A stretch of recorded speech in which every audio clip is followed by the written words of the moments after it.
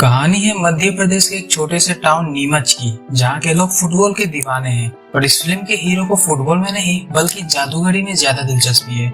मिलिए जीतू भैया से, इस फिल्म के लीड मेल कैरेक्टर मीनू से, जो कि एक पार्क में लेटे लेटे अपनी गर्लफ्रेंड इच्छा के आने का वेट कर रहा था। पर मीनू का पहला प्यार इच्छा नहीं बल्कि एक कुल्फी थी, जिसे वो सोते उठते नहाते धोते हर वक्त खाने में लगा रहता था। मीनू को कुल्फी खाना इतना ज्यादा पसंद था कि उसने बचपन में ही बड़े होकर एक कुल्फी वाला बनने का फैसला कर लिया था। पर हम सब की तरह मीनू की मम्मी भी उसे समझाते हुए कहती है, बड़ा होकर अगर तू कुल्फी वाला बनेगा ना तो कोई अपनी लड़की नहीं देगा तुझे। पर मीनू के पापा उसे अपने जैसा एक फुटबॉलर बनाना चाहते थे, लेकिन फुटबॉल को देखते ही मीनू के मन में एक अजीब सी हलचल होने लगती थी। मीनू के पापा पिछले 7 साल से धापोलकर ट्रॉफी को जीतने में लगे हुए थे, पर हर बार उन्हें नाकामी ही हाथ लग पाती। एक बार की बात है जब मीनू के पापा एक फ्रेंडली फुटबॉल मैच खेलने ग्वालियर जा रहे होते, पर रास्ते में सामने से आ रही ट्रक से भीषण टक्कर के चलते मीनू ने बचपन में ही अपने पापा और मम्मी दोनों को खो दिया। जिसके बाद मीनू के प्रदीप चाचा ने ही उसका ख्याल रखा, उसे पढ़ाया लिखाया और उसकी जरूरतों का ख्याल भी रखा। हालांकि प्रदीप भी अपने भाई की तरह एक फुटबॉलर थे और अपने भाई की मृत्यु के बाद उन्होंने धावोलकर ट्रॉफी को जीतने को ही अपनी लाइफ का सबसे बड़ा गोल बना लिया। पर जिस कारण से मीनू ने अपने पेरेंट्स को खोया था, उस वजह से उसने यह तो ठान लिया कि बड़े होकर वो चाहे जो बने, पर एक फुटबॉलर वो कभी नहीं बनेगा। एक दिन स्कूल बंक करके मीनू पहुंचता है एक मैजिक शो देखने, जहां महान जादूगर छाबड़ा साहब लोगों के बीच अपना करतब दिखाकर लोगों का भरपूर मनोरंजन करने में लगे हुए थे। छाबड़ा साहब की जादूगरी को देखकर मीनू ने उसी दिन फैसला कर लिया था कि बड़ा होकर वो छाबड़ा साहब की ही तरह एक जादूगर बनेगा। इधर मीनू के चाचा यानी प्रदीप जी ने एक फुटबॉल टीम बनाई थी, जिसका नाम उन्होंने रखा आदर्श नगर पैंथर्स। कहने को तो ये पैंथर्स थे, पर टीम में ज्यादातर लोगों को फुटबॉल खेलने में कोई दिलचस्पी नहीं थी। एक दिन मीनू का दोस्त लल्ली उसे बताता है कि इच्छा के पेरेंट्स उसकी शादी करवाने उसे जोधपुर ले जा रहे हैं। मैंने उसे रेलवे स्टेशन जाते हुए देखा था, जल्दी जाओ वरना इच्छा तो गई तेरे हाथ से। मीनू को भी थोड़ा अजीब लगता है, क्योंकि पिछले 3 दिन से उसकी इच्छा के साथ फोन पर बात नहीं हुई थी और पिछले 1 हफ्ते से दोनों मिले भी नहीं थे। फटाफट से अपनी साइकिल पर पैदल मारता हुआ मीनू समय रहते ट्रेन की छूटने से पहले ही रेलवे स्टेशन पहुंच जाता है और फाइनली वहां ट्रेन में उसकी मुलाकात इच्छा और उसके पेरेंट्स से हो जाती है, जो सही में जोधपुर जा रहे थे, पर इच्छा की शादी कराने नहीं बल्कि उसके एग्जाम सेंटर तक उसे छोड़ने, क्योंकि इच्छा यूपीएससी का एग्जाम देने जोधपुर जा रही थी। ये सब सुनकर मीनू को याद आता है कि इच्छा ने उसे कई बार अपने एग्जाम्स के बारे में बताने की कोशिश की थी, पर मीनू अपनी जादूगरी दिखाने में इतना खोया रहता था कि उसने आज तक इच्छा की किसी बात पर ध्यान ही नहीं दिया। मीनू के केयरलेस रवैये को देखकर इच्छा को बहुत बुरा लगता है और जाते जाते वो मीनू से अपने सारे रिश्ते तोड़ देती है। दोनों में ब्रेकअप हो जाता है। मीनू इच्छा को बनाने की बहुत कोशिश करता है, पर शायद इच्छा ने अपना आखिरी फैसला ले लिया था। इच्छा के जाने के बाद मीनू का देवदास मोड ऑन हो चुका था। अपने मन को हल्का करने के लिए वो अपने गुरु यानी कि छाबड़ा साहब के पास उनसे मिलने पहुंचता है। एक दिन अपने चाचा के फुटबॉल टीम के प्लेयर मोहन की शादी में मीनू की मुलाकात दिशा नाम की एक लड़की से होती है, जिसकी खूबसूरती को देखते ही पहले ही नजर में मीनू को दिशा से लगाव हो जाता है। लल्ली उसे बताता है कि दिशा इस कॉलोनी में नई आई है और वो आंखों की डॉक्टर है। लल्ली से दिशा के क्लिनिक का पता लेकर मीनू अगले ही दिन उससे मिलने उसके क्लिनिक पहुंच जाता है। पर दिशा को जल्दी ही मीनू के नेक इरादों के बारे में पता चल जाता है और वो मीनू की आंखों का इलाज करने के बहाने उसे इतना डराती है कि मीनू अपना पिछवाड़ा उठाकर वहाँ से भाग जाता है और जाते जाते दिशा से वादा भी करता है कि वो उसे अपना चेहरा दोबारा कभी नहीं दिखाएगा। इधर फुटबॉल एसोसिएशन के चेयरमैन अविनाश जी ये फैसला लेते हैं कि आने वाले धापोलकर ट्रॉफी के नेक्स्ट सीजन में आदर्श नगर पैंथर्स के लगातार खराब परफॉर्मेंस को देखते हुए उन्हें टूर्नामेंट में खेलने का मौका नहीं दिया जाएगा। प्रदीप जी अविनाश से रिक्वेस्ट करते हुए कहते हैं कि हमें आखिरी मौका दिया जाए, हम इस बार धापोलकर ट्रॉफी को जरूर जीत कर दिखाएंगे। अविनाश जी प्रदीप से कहते हैं कि आपकी टीम में फुटबॉल खेलने का कोई जज्बा नहीं है, आपका भतीजा आपके साथ खेलना नहीं चाहता, आपकी टीम आपस में ही लड़ती झगड़ती रहती है, तो फिर आप क्यों इस धापोलकर ट्रॉफी के चक्कर में अपना समय बर्बाद करने में लगे हुए हैं। प्रदीप जी कहते हैं कि जब गलती मुझसे हुई है तो इसका पश्चाताप भी तो मुझे ही करना होगा ना अविनाश जी। एक बार की बात है जब मुझे एक फ्रेंडली फुटबॉल मैच खेलने ग्वालियर जाना था, पर अचानक तबीयत खराब होने की वजह से मैं जा नहीं पाया और मेरी जगह मेरे भैया ग्वालियर जा रहे थे, जहाँ रास्ते में उनका एक्सीडेंट हो गया। इस धावोलकर ट्रॉफी को जीतने का सपना मेरे भैया का है और उसे मैं पूरा करना चाहता हूँ। आप सिर्फ हमें एक आखिरी मौका दीजिए और मैं यकीन दिलाता हूँ कि इस बार हमारी टीम जरूर जीतेगी।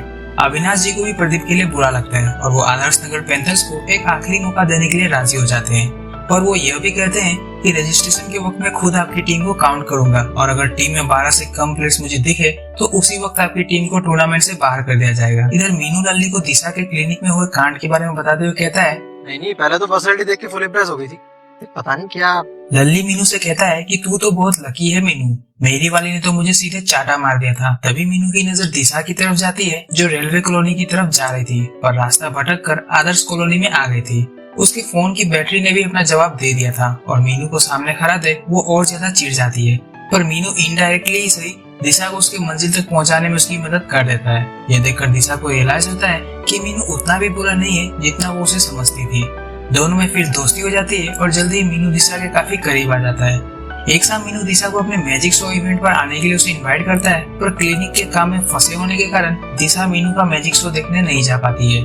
इसलिए मीनू रात के करीब 2:30 बजे दिशा के घर के बाहर उसे स्पेशल मैजिक शो दिखाने वहाँ पहुँचता है। साथ ही साथ मीनू दिशा को अपने अंदाज में प्रपोज भी कर डालता है, पर दिशा उसे मना कर देती है क्योंकि दिशा पहले से ही शादीशुदा थी, लेकिन उसका हाल फिलहाल में ही डिवोर्स हुआ था। बात तब की है जब दिशा और उसका बॉयफ्रेंड चिराग एक ही कॉलेज में मेडिकल की तैयारी कर रहे थे। दोनों ही एक दूसरे से बहुत ज्यादा प्यार करते थे, पर उन दोनों का यह प्यार ना तो दिशा के घर वालों को मंजूर था और ना ही चिराग के घर वालों को। इसी के चलते दोनों ने अपने परिवार को छोड़कर शादी कर ली और बेंगलोर में अपना घर बसाया। इस दौरान दिशा ने तो अपनी फैमिली से बिल्कुल किनारा कर लिया था, पर चिराग अभी भी अपनी फैमिली से कनेक्टेड था। जैसे जैसे चिराग के ऊपर उसकी फैमिली का प्रेशर बढ़ता गया, वैसे वैसे दिशा के प्यार की एक्सपायरी डेट पास आती चली गई। और एक दिन ऐसा आया जब चिराग ने अपनी फैमिली के लिए दिशा को छोड़ दिया। चिराग से डिवोर्स लेने के बाद जब दिशा वापस अपने घर लौटी तो सबसे पहले उसकी नजर दीवार पे टंगी उसकी माँ की फोटो पर गई, जो अब इस दुनिया में नहीं थी।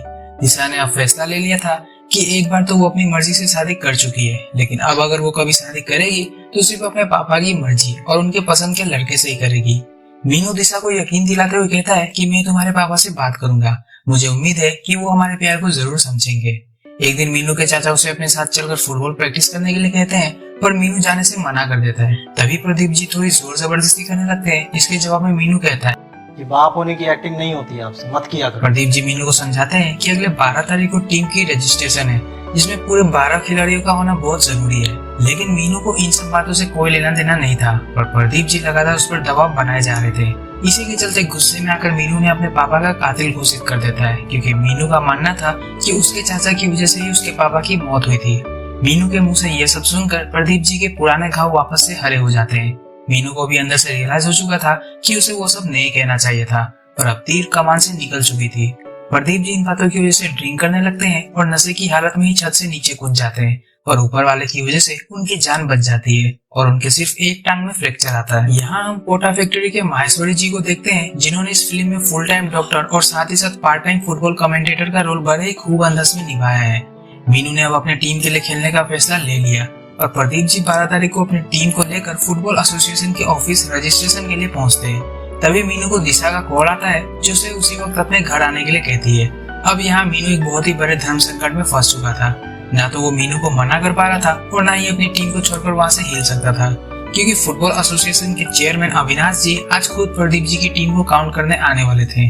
पर फिर भी अपनी किस्मत राम भरोसे छोड़कर मीनू दिशा से मिलने उसके घर पहुंचता है, जहां उसकी मुलाकात दिशा के पापा छाबरा साहब से होती है। जी हाँ, ये वही छाबरा साहब है जिनकी जादूगरी को देखकर मीनू ने बड़े होकर जादूगर बनने का फैसला किया था। छाबरा साहब मीनू को अपनी बेटी के लायक नहीं समझते थे, पर वो डायरेक्टली मीनू को मना करके उसका दिल भी नहीं दुखाना चाहते थे।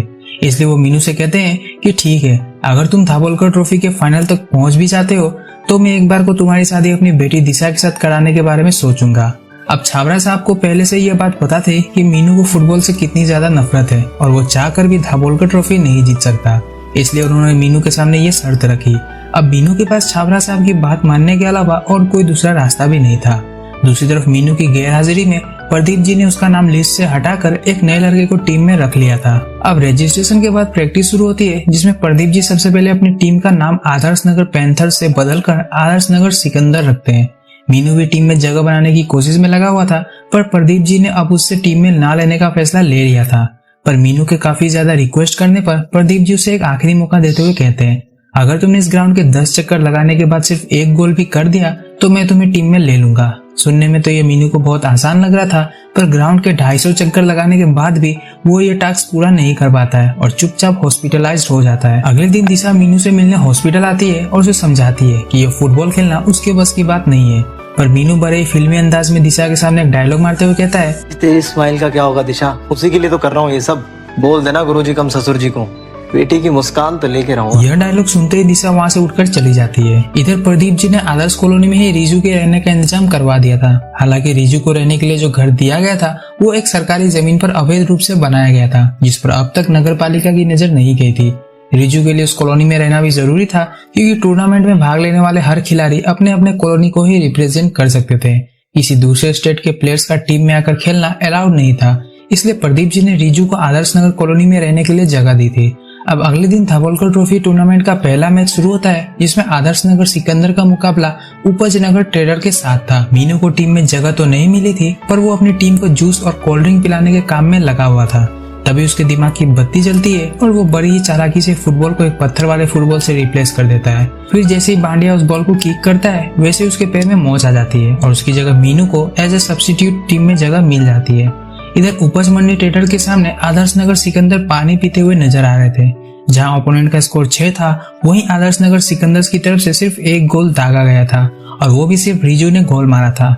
टीम की इतनी शर्मनाक परफॉर्मेंस की वजह से प्रदीप जी अलग ही परेशान थे। तभी माहेश्वरी जी उन्हें टीम के लिए एक डॉक्टर कम ट्रेनर को रखने का सुझाव देते हैं, जो कि प्लेयर्स के हेल्थ और फिटनेस का ख्याल रख सके। प्रदीप जी कहते हैं, आदर्श नगर की टीम को प्लेयर्स नहीं मिलते, डॉक्टर कहाँ से मिलेगा? तभी मीनू वहाँ आता है और कहता है कि मैं एक डॉक्टर को जानता हूँ। दरअसल वो दिशा की बात कर रहा था, पर दिशा मीनू को समझाती है कि वो आंखों की डॉक्टर है, ना कि एक फिटनेस ट्रेनर। पर मीनू दिशा से रिक्वेस्ट करते हुए कहता है कि तुम बस प्लेयर्स को बेसिक योगा वोगा करवा देना, कौन सा ये फीफा वर्ल्ड कप खेल रहे हैं।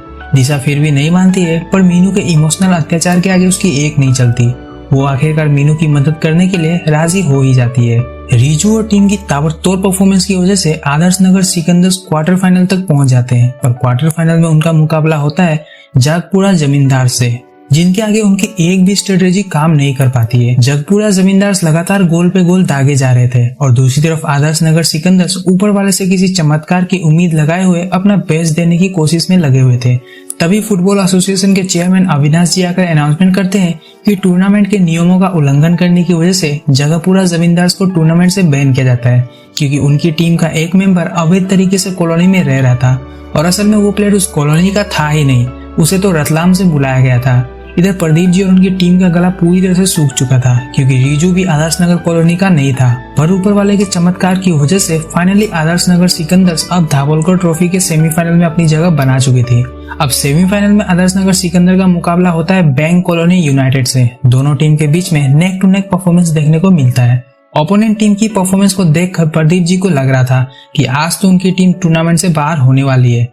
तभी वो मीनू से कुछ जादू करने के लिए कहते हैं। मीनू भी बड़ी ही चालाकी से ओपोनेंट टीम के मेन स्ट्राइकर को फेक फाउल के जरिए टीम से बाहर का रास्ता दिखाने में कामयाब हो जाता है। फिर क्या था, मैच में रिजू और दीपा की चालाकी से आदर्श नगर सिकंदर पहली बार फाइनल में जगह बनाने में कामयाब हो जाते हैं। अब मीनू धावोलकर ट्रॉफी के फाइनल में पहुंच चुका था और उसकी इस कामयाबी को देखते हुए छाबड़ा साहब दोबारा उससे मिलने पहुंचते हैं। इस बार वो मीनू के सामने एक नया और आखिरी टास्क रखते हुए कहते हैं कि अगर तुम दिशा से सच्चा प्यार करते हो तो तुम्हें अपनी टीम को धावोलकर ट्रॉफी के फाइनल में हराना पड़ेगा, वरना तुम दिशा को हमेशा के लिए भूल जाना। ये बात बाथरूम में बैठा लल्ली सुन लेता है और सीधे दिशा को जाकर बताता है। दूसरी ओर मीनू ने अविनाश जी को रिजू के बारे में सब कुछ बता दिया था, जिस वजह से नगर पालिका के लोग वहां आकर रिजू के घर को तोड़ देते हैं और रिजू को भी टीम से निकाल दिया जाता है। हालांकि अविनाश जी चाहते तो आदर्श नगर सिकंदर को भी टूर्नामेंट से डिस्क्वालीफाई कर सकते थे, पर यह एक फाइनल मैच था, इसलिए वो प्रदीप जी से कहते हैं कि इस टूर्नामेंट के बाद आदर्श नगर सिकंदर पर बैन लगा दिया जाएगा। रिजू अब अपनी बहन को लेकर आदर्श नगर कॉलोनी से जा चुका था और टीम में एक प्लेयर की कमी हो गई थी। तभी प्रदीप जी का एक फैन उनके पास आता है और बताता है कि उसने कैसे बचपन से ही प्रदीप जी को अपना आइडल मानकर फुटबॉल में अपना करियर बनाने की कोशिश की, पर किसी ने उसे एक मौका तक नहीं दिया। प्रदीप जी उसे अपनी टीम में ले लेते हैं, क्योंकि उनके पास उस वक्त दूसरा कोई सब्स्टिट्यूट भी नहीं था। धावोलकर ट्रॉफी के फाइनल में आदर्श नगर सिकंदर का मुकाबला होता है ओल्ड सिटी जायंट से, जो कि पिछले 6 साल से लगातार धावोलकर ट्रॉफी पर राज करते हुए आ रहे हैं। Adarsh Nagar Sikandar old city giants के खिलाफ गोल तो नहीं दाग पा रहे थे, पर उनकी डिफेंस स्ट्रेटेजी काफी अच्छी थी। अभी फर्स्ट हाफ को खत्म होने में 10 मिनट रह गए थे, तभी मीनू बातों ही बातों में अपने ओपोनेंट्स को हिंट देते हुए कहता है कि जब तक इकरार और दीपा साथ में है तब तक आदर्श नगर सिकंदर के खिलाफ कोई भी गोल नहीं मार सकता। ये सुनते ही ओल्ड सिटी जायंट्स के 2 मेन स्ट्राइकर्स दीपा और इकरार को उकसाने लगते हैं। दीपा ने जैसे तैसे करके खुद पर काबू रखा हुआ था, पर इकरार अपना संयम खो देता है और ओल्ड सिटी जायंट्स के प्लेयर के ऊपर हाथ उठा देता है, जिस वजह से रेफरी उसे टीम से बाहर कर देते हैं। जाते जाते इकरार ने टीम की कप्तानी दीपा के ऊपर सौंप दी थी। मीनू भी अपने मकसद में कामयाब हो चुका था और उसकी टीम ने अभी हार नहीं मानी थी और टीम की एकता के चलते आदर्श नगर सिकंदर्स अपना पहला गोल दागने में कामयाब हो जाते हैं। लेकिन मीनू अभी भी अपनी टीम को हराने के चक्कर में लगा हुआ था और लगातार जानबूझकर गलती पर गलती किए जा रहा था। ये देखकर लल्ली से रहा नहीं जाता है और वो प्रदीप जी को मीनू की सारी सच्चाई बता देता है। Pradeep ji strategic time out के दौरान अपनी टीम को इकट्ठा करते हैं और सभी को मीनू की सच्चाई बताते हैं, जिसे सुनकर मीनू की टीम को बहुत बुरा लगता है। टीम की कैप्टन दीपा मीनू से कहती है कि ये सब करने से पहले तू एक बार हमें बता देता यार, क्या हम तेरे लिए इतना भी नहीं कर सकते? पर तुझे हमें धोखा नहीं देना चाहिए था। अब आदर्श नगर सिकंदर्स ने मीनू के लिए हारने का फैसला कर लिया था और पेनल्टी किक मारने के लिए मीनू को भेजा जाता है, क्योंकि किसी को भी उससे गोल की उम्मीद नहीं थी। पर मीनू को भी अपनी गलती का एहसास हो चुका था और वो अपने मैजिक से ओपोनेंट टीम के गोलकीपर को हिप्नोटाइज करके गोल मारने में कामयाब हो जाता है। यह देखकर आदर्श नगर सिकंदर के साथ साथ वहाँ मौजूद सभी लोगों के अंदर खुशियों की लहर दौड़ पड़ती है। पर अफसोस आदर्श नगर सिकंदर ये टूर्नामेंट हार जाती है। मीनू को अपने ऊपर बहुत शर्म आ रही थी। अगर उसने शुरू से ही अपनी टीम का साथ दिया होता तो आज उसके हाथों में दाभोलकर ट्रॉफी होती, जिसे जीतने का सपना कभी उसके पापा ने भी देखा था। प्रदीप जी मीनू को समझाते हैं कि उसे अपनी गलती का एहसास हो गया है, वही उसके लिए बड़ी बात है। ट्रॉफी तो आती जाती रहती है, पर अपनी गलती के लिए माफी मांगने वाला इंसान किसी से छोटा नहीं हो जाता। दूसरी तरफ छावड़ा साहब ने भी मीनू को अपना दामाद घोषित कर दिया था। वो यही देखना चाहते थे कि क्या लड़की के चक्कर में मीनू अपने परिवार समान टीम को धोखा दे सकता है। जैसा कि दिशा के पहले पति चिराग ने दिशा के साथ किया था, वैसा वो दोबारा दिशा के साथ नहीं होने देना चाहते थे। दूसरी तरफ रिजू की एथलेटिक परफॉर्मेंस को देखते हुए उसे एक नेशनल फुटबॉल क्लब में जगह मिल गई थी, जहाँ वो इंटरनेशनल लेवल पर अपने देश का नाम रोशन कर रहा था। इसी एक हैप्पी एंडिंग के साथ यह मूवी खत्म हो जाती है।